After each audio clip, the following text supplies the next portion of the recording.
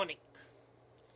Well, we are living in an age where news travels much faster and bad news travels faster still. And this is an age when we are losing the human touch. Just witness what happened in India about a week back. The Prime Minister Modi made a comment regarding the former Prime Minister Manmohan Singh's performance. The government, which was basically always beleaguered with all the criticism, and when the corruption had reached the ultimate heights. And he said, well, Manmohan still has personal picture of being a clean man. And he used a simile that it is like he was taking a shower with a raincoat. Corruption was all around him and yet he escaped unscathed. Well, what's wrong with that? But the response was a fury, a tornado criticism. Now let's assume that this was criticism as well, which it was not. To say that a person has escaped unscathed, even when there is criticism of corruption all around, when there is clear evidence of corruption, and yet nobody blames this person for his personal integrity, I think is the highest praise. This is like a lotus flower, blooming while all around is mud. But let's assume it's criticism. Why can't we enjoy the simile, the comparison? Why is it that we cannot visualize Manmohan taking a shower with a raincoat on? Where has our sense of humor gone? What has happened to our capabilities to think and react as human beings? Was it India, the same India long back, when Mahavir Tyagi told Jawaharlal, it happened in the 1962, when Jawaharlal Nehru, the Prime Minister, said regarding Aksai Chin, which China had grabbed, saying, not a blade of grass grows there. So what, if they have come over there? And Mahavir Tyagi said, not a single hair grows on my hair, Mr. Prime Minister. Would you cut my head to give it to the Chinese? And before that, if you remember, the parliament still was nascent. It was 1949. India had still to become a republic. And in one day, Dr. Shyama Prasad Mukherjee MP said, half the members sitting in this house are fools. There was a hue and cry. Everybody says, how can you say that? It's a contempt of court. And he replied, I withdraw my statement and I amend it. Half of the people sitting here are not fools. Meaning thereby, the rest are fools. Things are the same. And everybody dissolved in a fit of laughter. If you remember, Mr. Churchill, the master of repartee, he was discussing his policy, and Lady Asquith said, Mr. Prime Minister, I neither like your face nor your policies. And he said, ma'am, you are not likely to come in touch with either of them. I'm not going to kiss you, and my policies do not affect you. That was humor. When the Irish separatists came to the House of Commons and placed hats on hundreds of seats so that the ruling party people could not sit, because convention is if a seat is occupied, others don't sit. Everybody took it with a pinch of salt. When Lloyd George was speaking, and he was going on and on and on, and somebody interrupted him. Lloyd George said, I'm not talking to you, I'm talking to the posterity.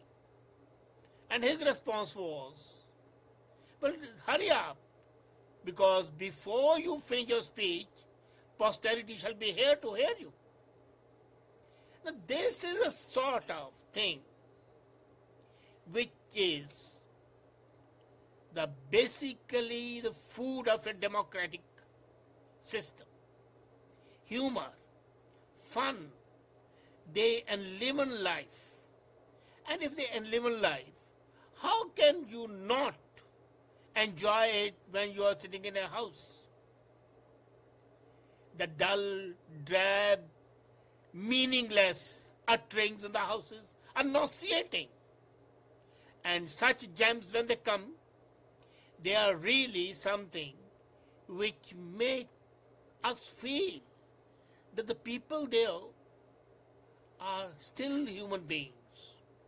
They have still some empathy with the common masses.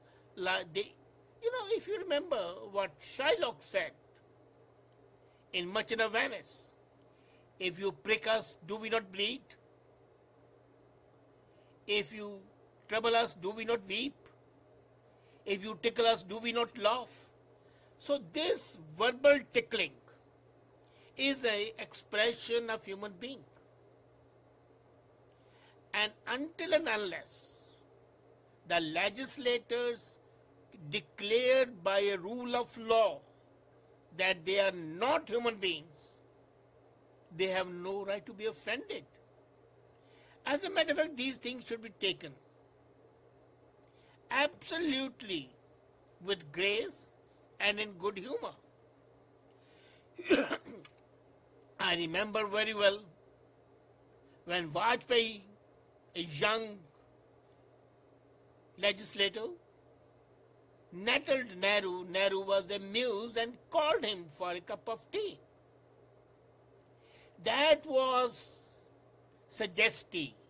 That was humanity at its best. What we saw in India is not exceptional to India. It's happening all over.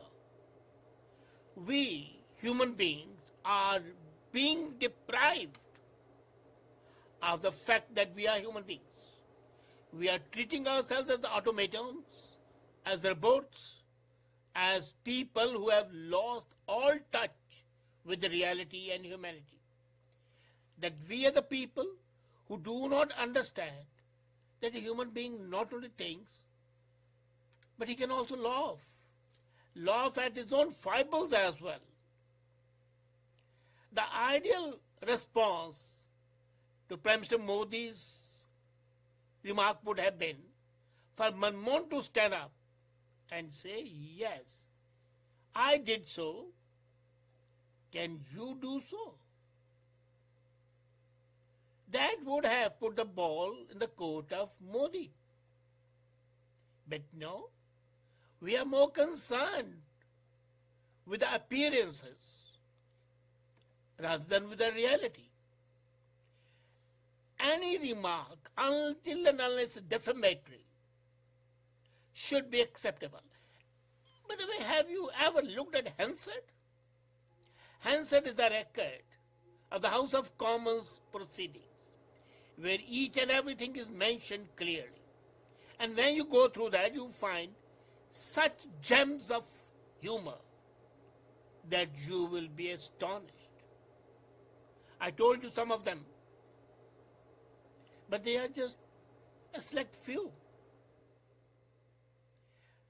If you remember the good old Abe Lincoln, as a president, it was said that in case people meet him outside the White House, they'll consider him to be a buffoon. He was full of laughter. But that did not take away his essential humanity. So when Manmohan is criticized, or rather praised, I will call it, it should have been a matter of rejoicing that he is still able to maintain a facade of honesty, while all around him there was corruption, and corruption insurmountable. What would you think in case any human situation was deprived of the essential human emotions. You know, we, from the South Asia especially, have a problem with us. And the problem is that we think that the people who are in the top echelons of the government should absolutely not smile, joke. In fact, they should not be human beings. I remember in my young days, a senior of mine told me to maintain gravitas. And the way he said gravitas, I was amused and I started laughing. I said, when you say gravitas, you look to me like a chimpanzee. Of course, saying it to a senior was a problem. I was chastised, I was reprimanded. But then that is there. You know, you are no longer chimpanzees. You are no longer orangutans. You are human beings. And as a matter of fact, even chimpanzees and orangutans laugh and joke with each other.